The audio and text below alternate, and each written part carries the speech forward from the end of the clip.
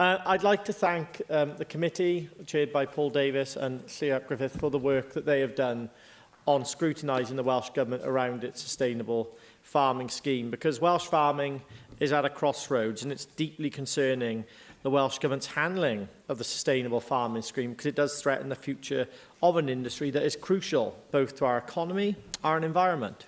As Conservatives, we firmly support a farming model that protects our landscape while securing the livelihoods of all Welsh farmers.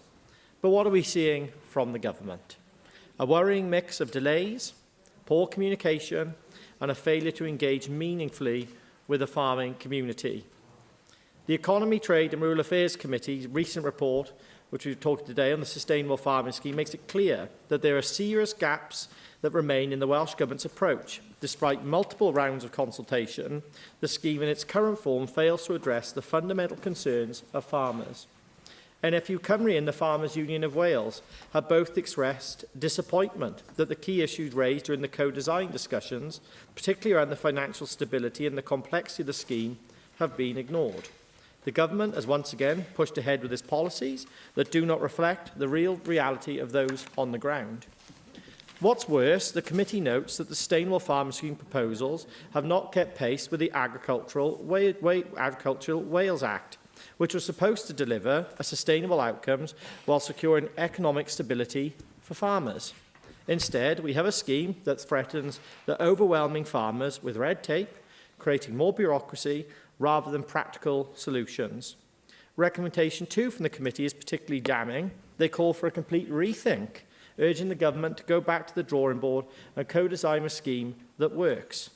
But will the government listen? I know they've had a lot of roundtable discussion events. The proof will be in the pudding, Minister, and I'm sure you'll make an announcement at the Winter Fair.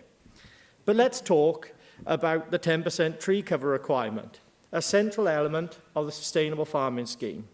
While we all support efforts to tackle climate change, the current proposals show out of touch the government is.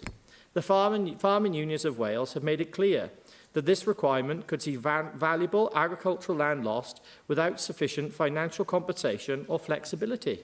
Yet, despite these concerns, the government pressed on.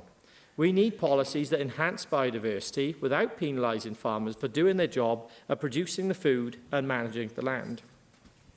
The Climate Change and Environment and Infrastructure Committee also highlighted some failings of the scheme, particularly around engagement and transparency. The farming community has been consistently left in the dark about the practical details of the scheme. The Minister, as I've said earlier, has had a lot of round tables, but the industry, wider than some of the unions, don't actually know what's going on. So they're all still in limbo, don't know whether to invest or how to plan for their futures. The committee also called for better, more consistent communication, something that the government doesn't really feel like doing. A recommendation that actually the farmers feel ignored by the government. Do you want to add anything, Mike? No?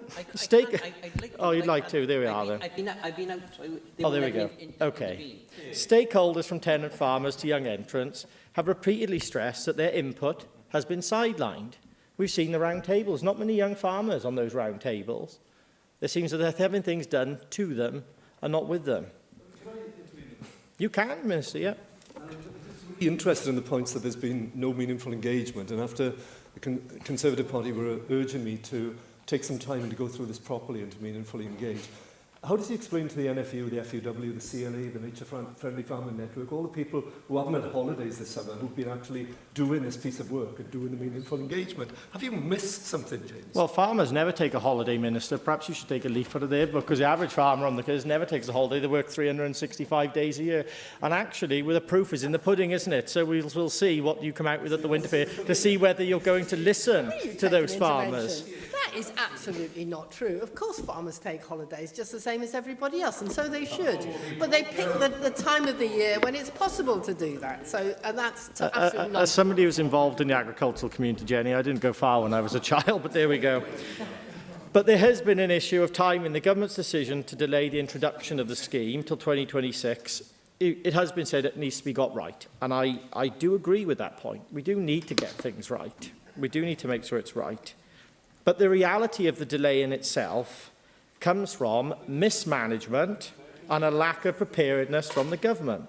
And farmers need certainty from the government about what it's failing to provide. So how can farmers expect to plan for the future, Minister, when they're left waiting for more detail? And I think the committee's reports highlight that all the way through, and I think it's the time that this government supports our farmers and supports rural communities, and I think the work that the committees have done on this scheme is excellent. Diolch, Laura.